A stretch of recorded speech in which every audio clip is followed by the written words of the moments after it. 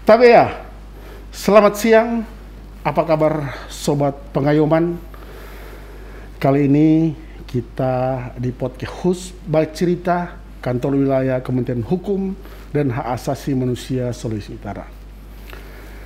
Saat ini saya kedatangan tamu, salah seorang dosen pengajar pada Universitas Katolik de La Salle, Manado, yang akan membahas terkait dengan peraturan Menteri Pendidikan dan Kebudayaan nomor 30 tahun 2021 tentang pencegahan dan penanganan kekerasan seksual di perguruan tinggi. Saya perkenalkan bintang tamu saya, Bapak Dr. Valen Lumowa. Apa kabar, Pak Doktor? Tabia, Sehat? Pak Kabak, Tabia. senang. Sehat selalu. Sehat selalu. Demikian juga dengan para pendengar. Ini Permendikbud terkait dengan pencegahan dan penanganan kekerasan seksual di perguruan tinggi. Mungkin satu hal yang saya harus garis bawahi, kenapa ini cuman dalam lingkup perguruan tinggi? Perguruan tinggi, ya. Iya. Nah, pergerakan ini mempunyai sejarah. Sejarah yang mencoba untuk merefleksikan apa yang terjadi di Indonesia, Pak Kabak. Sekitar tahun 2017. Tahun 2017, Badan Pusat Statistik menyadari melalui penelitiannya, surveinya, menemukan bahwa satu dari tiga perempuan itu dari kurun waktu 2015 sampai 2020, dari tiga perempuan, satu dari tiga perempuan itu pasti mengalami kekerasan fisik dan seksual. Itu tahun 2017 ditemukan.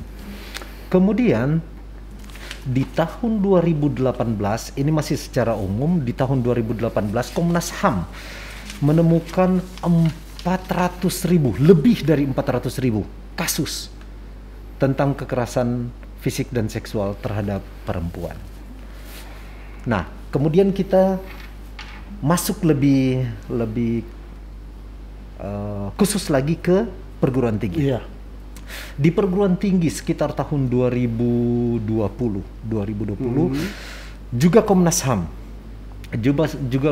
HAM melakukan penelitian dan menemukan bahwa sekitar 27% dari tadi yang saya bilang dari kurun waktu 2015 sampai 2020 itu ternyata telah terjadi, atau 27% dari perempuan-perempuan ini mengalami kekerasan seksual di perguruan tinggi. Saya potong sebentar, Pak. Saya potong sebentar, Bung Valen. Ya, bagaimana? Hal ini terjadi, hal ini mencuat. Apakah karena tidak ada pelaporan atau apa dari, dalam tanda kutip, oknum mahasiswa atau bagaimana terhadap oknum pendidiknya? Ya. Nah, ternyata yang tampil ini adalah puncak dari gunung es, puncak dari gunung es. Karena apa? Salah satu survei juga, yakni survei yang dilakukan oleh Komnas HAM ini menyebutkan bahwa dari 79% ini, dari 79% kasus ini, hanya sekitar 20% yang hanya 63% yang melaporkan. Nah, ini sangat meresahkan karena memang kasus-kasus ini mencuat karena pelaporan-pelaporan. Tapi di sudut lain, hasil laporan itu ternyata tidak menguak seluruh bangunan gunung es. Jadi dia hanya tip dari gunung es, puncak dari gunung es. Kalau kita melihat perkembangan sekarang, bahwa hal ini terjadi nanti ada pelaporan dari salah satu universitas. Setelah itu baru Menteri Pendidikan dalam hal ini Pak Nadiem Makarim menerbitkan permen ini. Nah, gimana itu? Nah, arah dari pembicaraan diskusi ini kan Pak Kabak mengarahkan bahwa ternyata kita seperti late response karena ternyata sudah ada begitu besar gunung es dan kita kemudian meresponsnya. Nah, dilihat dari sebuah fakta linearitas waktu, kenyataan bahwa seluruh kekerasan seksual ini sudah terjadi, bahkan tak terungkap banyak, baru kemudian peraturan ini muncul. Menurut saya merefleksikan secara filosofis kehadiran hukum terhadap masyarakat. Kadang-kadang kehadiran hukum itu merupakan refleksi, merupakan tanggapan secara yuridis terhadap fenomena yang dialami oleh masyarakat, sehingga fenomenanya berlangsung terlebih dahulu. Bisa saya potong? Apakah ini karena kebijakan pemerintah sekarang seperti itu, atau karena menterinya sekarang seperti itu? Ini suatu hal yang dilematis yang harus kita kaji. Karena dari dulu kalau dilihat sesuai dengan data yang tadi disebutkan, Bapak sampaikan, ada sekitar 3 dan 400-an dan sebagainya. Nah, lantas nanti setelah ada salah satu universitas ini baru blow up. Baru terjadi hal-hal yang seperti ini sampai menteri harus mengeluarkan peraturan menterinya. Gimana itu? Sebenarnya Pak Kabak ini kalau mau dilihat, kita juga kan sementara berusaha menggolkan undang-undang, kan? Menggolkan undang-undang tentang kekerasan seksual juga. Nah, pada momen ini saya melihat bahwa telah terjadi sebuah kekosongan yuridis untuk menanggapi fenomena yang sedemikian realnya terjadi di Indonesia dan secara khusus di perguruan tinggi. Nah, kekosongan ini menurut saya ditanggapi secara serius oleh Menteri Pendidikan dan Kebudayaan, Mas Menteri ini, kemudian dengan berani menurut saya mengeluarkan sebuah peraturan Menteri Permendikbudristek nomor 30 tahun 2021 untuk menjembatani sebuah gap yang sedemikian besarnya ada, yang sementara sekarang di Indonesia sudah disadari tapi masih sementara berusaha untuk mencari bentuk perundang-undangannya.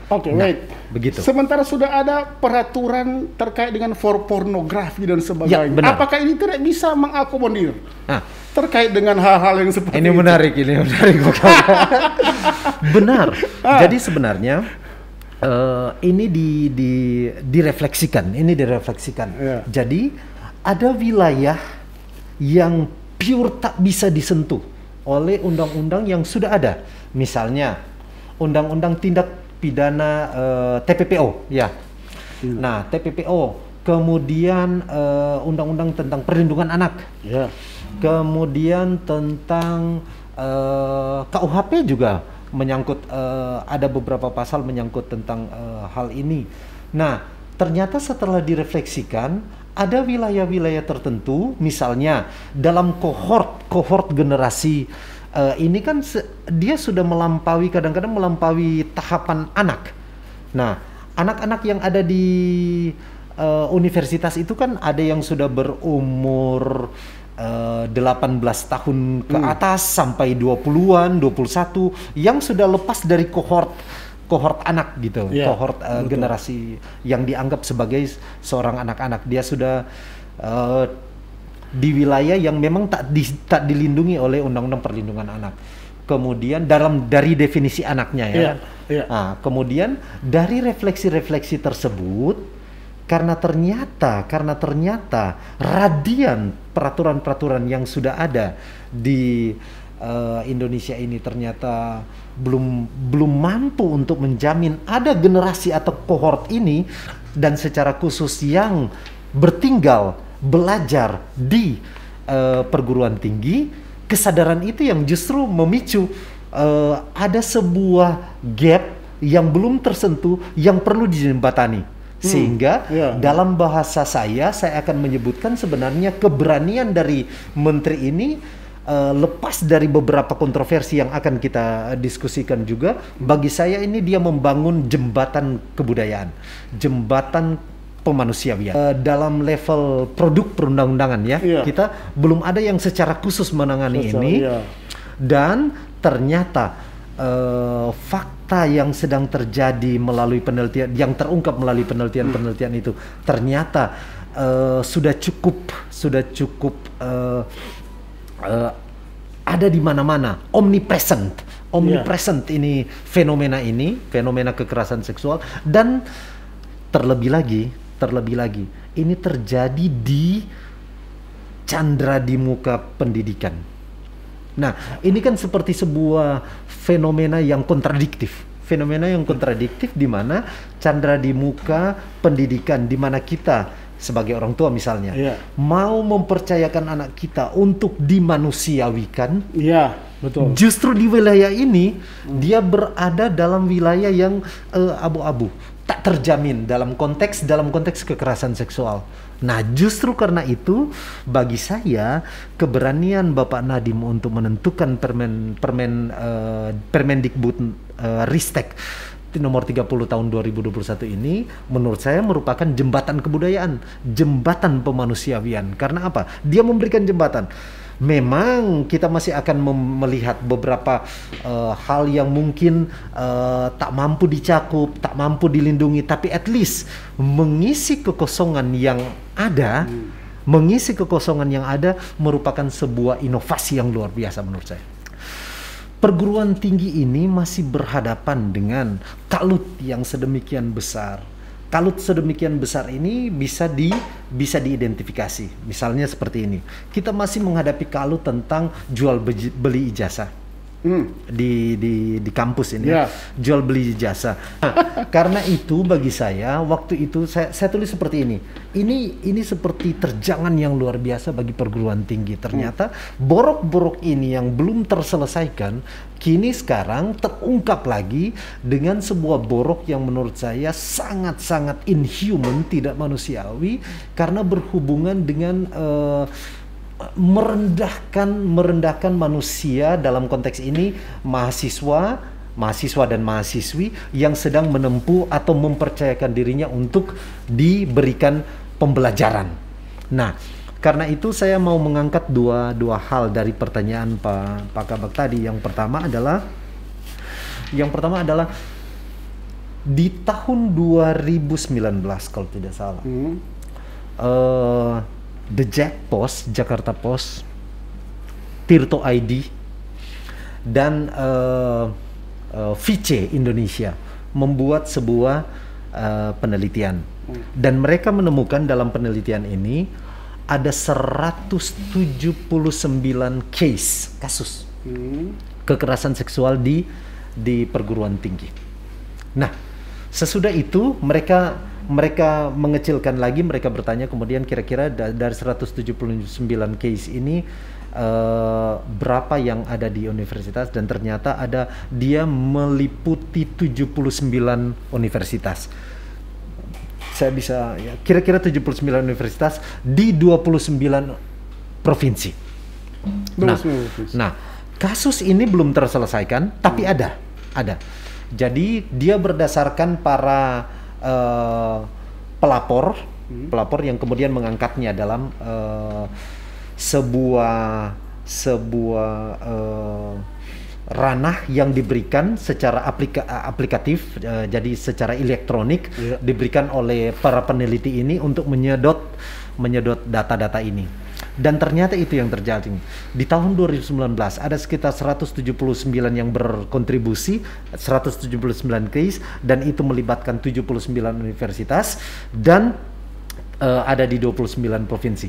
Dan kita tahu dalam kasus ini justru memang menguak dan memang merebak di Republik kita tentang kasus ini dan menjadi ramai, viral. Nah, di sini ini satu fakta yang mengatakan bahwa kenyataan ini memang bukan cukup, tapi ini menjadi hal yang menakutkan di perguruan tinggi, tempat di mana kita mempercayakan anak-anak kita.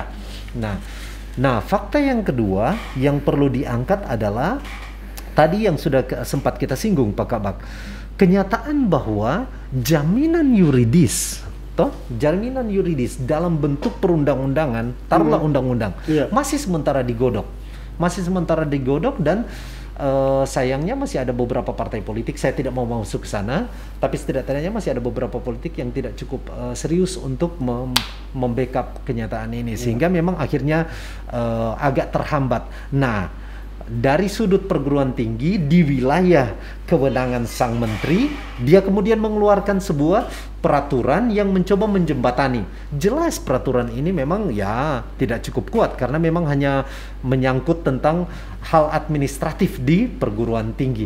Tapi at least dia kemudian ada beberapa hal yang menarik dalam peraturan menteri ini, karena peraturan menteri ini mencoba menguak dan menggeser perspektif bukan lagi di wilayah pelakunya, tapi lebih ke wilayah korbannya. Itu saya menarik. Potong sebentar, karena ini dianggap abu-abu lah, dan sebagainya. Ini tidak jelas. Ini menjembatani justru orang untuk bisa, kan? Dengan bisa dengan tanda kutip. Nah itu. Kenapa ini menjadi polemik di masyarakat sampai hal ini mencuat? Ini hal karena Permendikbud ini, itulah saya bilang tadi, suatu hal yang abu-abu ternyata bisa melegal, dalam justru lebih sakit lagi dikatakan bahwa ini hal yang melegalkan. Ini hal yang melegalkan. Oke. Nah, Pak Kabak, ini menarik. Pak Kabak menguak sebenarnya pro kontra di balik Permendikbud ini. Nah, bagi yang pro melihat ini, pertama, at least kita mendapatkan definisi.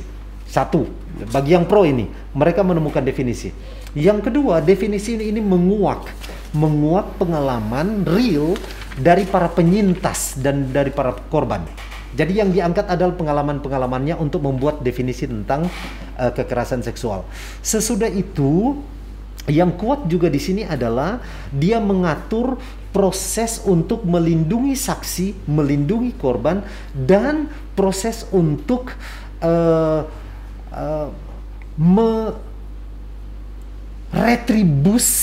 retribusi seluruh pengalaman negatif dari sang korban. Jadi dia mengangkat memang bagaimana cara kita mengangkat ke level yang sebelumnya, sebelum terjadi kekerasan seksual dari para korban ini. Namun tentunya ini merupakan sebuah problem juga, karena agak sukar untuk kita mengembalikan ke posisi semula dari sang korban, kan dia tetap mengalami secara psikologis dan fisik mengalami tekanan itu. Tapi at least usaha dan fokus yang diberikan kepada mereka ini merupakan sebuah inovasi yang luar biasa dari Permendikbud ini. Nah, sedangkan yang kontra, ini supaya memberikan gambaran, sedangkan yang kontra ini seperti yang Pak Kabak tadi kuak, adalah bahwa kenyataan bahwa proses pendefinisian dari kekerasan seksual ini masih menimbulkan pertanyaan. Jadi pertama, dari definisi itu masih diungkap bahwa, jadi menarik itu struktur definisi. Ketika saya coba lihat struktur definisi ini, yang pertama dia coba untuk definisi perbuatan-perbuatan yang disebut sebagai kekerasan seksual. Sesudah itu dia memberikan alasan. Nah, alasan ini yang sebenarnya menebarkan polemik. Yang pertama adalah alasan karena adanya ketimpangan relasi kuasa. Ketimpangan itu alasannya. Ketimpangan relasi kuasa yang ada di perguruan tinggi. Kemudian akibatnya itu diungkap dalam ketentuan angka 1, ya, kalau tidak salah bab 1 angka 1 tentang definisi tentang kekerasan seksual. Nah, itu salah satu yang menjadi polemik tentang masalah ketimpangan relasi kekuasaan, kuasa. Yang juga menjadi yang menyulut tanya sebenarnya adalah yang di pasal 5, Pak. Pertama, kalau saya bisa kaji, saya bisa silakan. studi secara ini bahwa ada terkait misalnya menetap korban. Masa menetap korban itu sudah bisa merupakan suatu hal yang tidak baik. Terus ada juga membuka, ada juga yang memang di sini memang terkait dengan membuka pakaian korban. Kalau itu tidak sudah perlawanan, penyerangan secara langsung. Kalau tidak ada perlawanan, misalnya gimana? Nah, iya kan? Kalau tidak ada perlawanan. Kalau tidak ada perlawanan. Nah, terus ada juga izin. Pak dosen, memaksa korban untuk melakukan transaksi atau kegiatan seksual, iya kan? Dari poin sebelumnya membuka baju dan sebagainya. Terus ada juga memaksa atau memperaih korban untuk hamil. Iya, betul. Apakah kita harus memaksakan beliau untuk hamil? Nah, mungkin saya cuman kaji dalam beberapa ini saja. Memang pasal 5 ini agak sangat kontroversi dalam hal ini. Banyak sekali perdebatan terkait. Tapi kita batasilah. Nanti silakan. Para yang lain ilmuwan yang lain lah untuk bisa masuk di sana. Siap. Bagaimana itu menurut? Ini menarik di pembicaraan ini karena kita seperti bergerak menuju ke hard cases. Bergerak menuju ke hard cases. Nah, hard cases-nya memang ini, Pak Kabak, hard case-nya memang ini. Kenyataan bahwa di situ disebutkan menggambarkan sebenarnya merombak kebiasaan kita yang merasa bahwa hal yang dilakukan ini sebenarnya masih hal yang wajar. Dia sebenarnya ini yang saya mau katakan. Permendikbud ini kemudian sebenarnya yang menurut saya mungkin belum dari banyak hal yang saya baca tentang masalah pro kontra Permendikbud ini, termasuk pro kontra dari undang-undang kekerasan seksual ini. Menurut saya ada satu hal yang jarang diungkap dan ini analisis saya. Mengapa ini sebenarnya, kalau kita mau jujur, mengapa ini menjadi sangat sulit diterima oleh beberapa kalangan menurut saya? Karena memang dia merombak cara berpikir, kebiasaan berpikir yang sudah lama menetap dan menjadi kenyamanan dari praktik sosial kita, sehingga memang hal ini memang merombak cara berpikir dan merombak cara pemahaman kita tentang kekerasan seksual. Ini yang menurut kita, menurut saya sangat saya potong. Kenyamanan cara berpikir praktik sosial seperti itu dari masyarakat Indonesia. Dari masyarakat. Baik. Nah, ini saya coba menjadi lebih konkret. Contoh, Pak Kabak, ketika kita melihat orang, misalnya kalau saya pria dan kemudian saya melihat mahasiswa, mahasiswa itu seorang wanita, perempuan, dan kemudian saya melihat dia dengan pandangan yang tak wajar gitu. Jadi saya melihat dia sangat-sangat sedemikian fokusnya, sedemikian fokusnya sehingga membuat dia tak nyaman gitu. Nah, itu dia yang menurut saya bagian dari perombakan mental, karena begini. Menurut saya ada landasan filosofis yang sangat besar untuk mengakui bahwa menurut saya ini gebrakan yang luar biasa dari pemahaman kita tentang kekerasan seksual. Begini, Pak Kabak. Landasan filosofisnya sangat jelas. Jadi relasi kita, hubungan kita dengan sesama manusia dari sudut pandang misalnya filsuf Immanuel Kant. Misalnya, filsuf Immanuel Kant yang hidup sekitar abad ke-18, dia kemudian mendefinisikan relasi, ada sebuah perintah ya kategoris, imperatif kategoris. Jadi sebuah perintah yang absolut mutlak tentang kemanusiaan. Filsuf ini menekankan bahwa untuk formulasi hubungan kemanusiaan atau formulasi sebuah perintah yang absolut, salah satunya adalah formulasinya seperti ini. Kita harus menghargai, menghormati manusia. Bukan sebagai, ini dia yang penting, bukan sebagai instrumen atau sarana, tetapi sebagai tujuan pada dirinya sendiri. Ends in itself. Jadi Ketika kita menghargai, ketika kita menatap mahasiswa kita, ketika kita menatap kolega kita, ketika kita menatap siapapun itu, kita menatap itu dengan seharusnya landasan yang penuh penghargaan, respect, respect terhadap kemanusiaannya, dan tidak pernah mereduksinya menjadi sebagai sebuah atau barang, mereduksinya menjadi sarana atau instrumen dalam hal kekerasan seksual, instrumen pemuasan seksual kita. Poinnya adalah Pak Kabak adalah bahwa kenyataan bahwa kita sekarang sementara dirubah. Jadi hal-hal yang bagi kita mungkin merasa nyaman. Misalnya contoh sangat sederhana. Ini sering terjadi di lingkungan kita.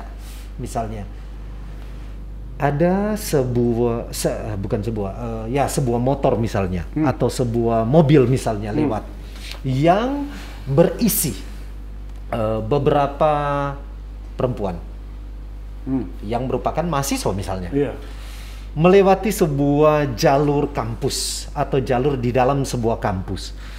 Nah, pada saat proses melewati itu ada beberapa laki-laki, mahasiswa juga, atau juga kumpulan dosen misalnya. Entah, terserah. Pokoknya itu ada seperti ada hubungan gender di sana. Kemudian dia lewat. Setelah dia lewat, secara sangat-sangat misalnya dia pikir bahwa so biasa kok itu, dia langsung bersiul. Dan kemudian mengarahkan siulannya jelas untuk mendapatkan perhatian dari para pengendara mobil atau pengendara motor itu. Yang merupakan dalam hal ini notabene perempuan. Nah, dalam hal ini kita akan merasakan bahwa so biasa kok itu, orang cuma bagara. Tetapi menurut saya hal yang kemudian dirombak adalah respek kita terhadap kemanusiaan yang sedang terjadi, yang sedang lewat, relasi kemanusiaan ini. Dalam hal ini, ketika sang perempuan lewat melalui dengan menggunakan motor atau mobil misalnya. Kalau kita berteman, seperti berteman, dia itu entitled, dia itu berhak untuk mendapatkan penghargaan dan respek sebesar-besarnya. Nah, dalam hal ini sebagai manusia. Sehingga ketika dia lewat dan ketika kita bersiul atau mengganggu dia dan lain-lain, itu membuat dia menjadi tanpa kita sadar sebagai instrumen bagi kita untuk tertawa dan mengejek. Jadi tanpa sadar sebenarnya relasi hubungan kemanusiaan ini terdegradasi. Karena yang sedang lewat itu menjadi objek, dan kita yang sedang melakukan hal yang sangat menurut kita biasa itu sedang menjadi subjek yang subordinat, yang ada di atas. Nah, ini sudah masuk ke relasi kuasa yang tanpa kita sadar terjadi. Relasi kuasa yang tidak seimbang. Jadi mereka yang sedang dijadikan objek dan kita yang sedang menjadi subjek yang subordinat. Disitulah relasi terjadi. Kalau di situ disadari oleh objek dan subjek. Kalau tidak disadari,